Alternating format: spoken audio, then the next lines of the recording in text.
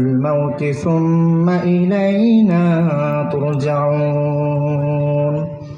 وقال الله تعالى في آخره: أينما تكونوا يدرككم الموت ولو كنتم في بروج مشيدة.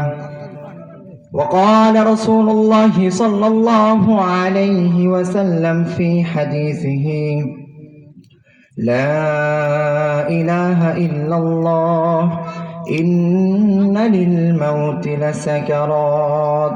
وقال رسول الله صلى الله عليه وسلم في حديث آخر: أكثروا ذكر هذه من لذة الموت. আলহামদুলিল্লাহ, প্রশংসা সেই মহান রব্বুল আলামিনের জন্য,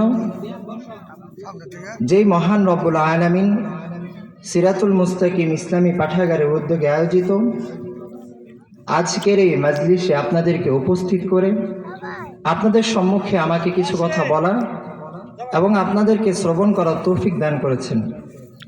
সেই মহান রব্বুল আলামিনের দরবারে শুকরিয়া জ্ঞাপন করি, সকলে বলি আলহামদুলিল্লাহ।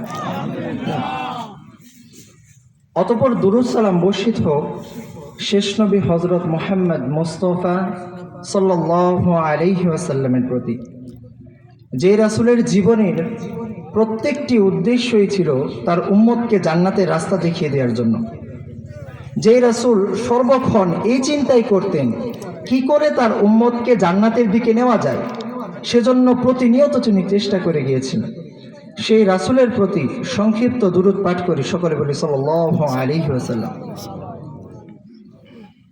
সম্মানিত উপস্থিতি, সংক্ষিপ্ত সময়ে আমরা যে বিষয়টি সম্পর্কে আলোচনা করব তা হলো মৃত্যুর তাৎপর্য। উক্ত বিষয়ে কোরআন ও সুন্নাহ ভিত্তিক কিছু কথা বলার চেষ্টা করব ইনশাআল্লাহ। ওয়ামা তাওফীকি ইল্লা বিল্লাহ আলাইহি তাওয়াক্কালতু ওয়া ইলাইহি উনীব। সম্মানিত উপস্থিতি, মৃত্যু সম্পর্কে আলোচনা করতে গিয়ে সর্বপ্রথম আমরা জেনে নিব মৃত্যু কি। যে মৃত্যু সম্পর্কে আমরা প্রতিনিয়ত আমাদের চারিদিকে শুনতে পাই, সেই মৃত্যুটা কি? মৃত্যু হলো আল্লাহ তাআলার একটি সৃষ্টি, যেমনটি আল্লাহ তাআলা কুরআনুল কারীমের ৬৭ নম্বর সূরা সূরাতুল মুলকের ২ নম্বর আয়াতে আল্লাহ তাআলা উল্লেখ করছেন।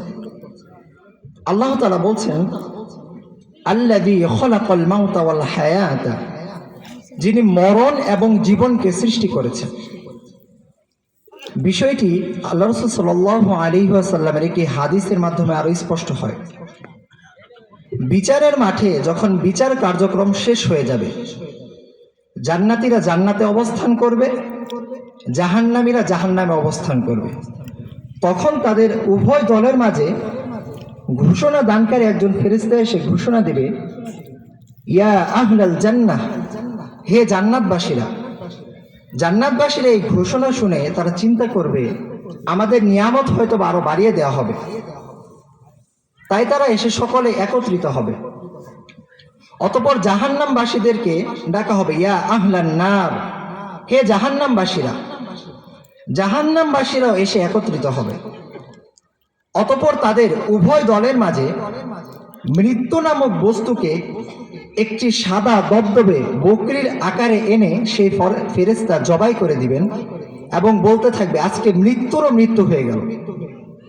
সম্মানিত উপস্থিতি, আয়াত এবং হাদিস দ্বারা যে বিষয়টি আমাদের সামনে স্পষ্ট হয় তা হলো মৃত্যু হলো আল্লাহ তাআলার একটি সৃষ্টি এবং ওই মৃত্যু নামক বস্তু একদিন মৃত্যুবরণ করবে। প্রিয় উপস্থিতি,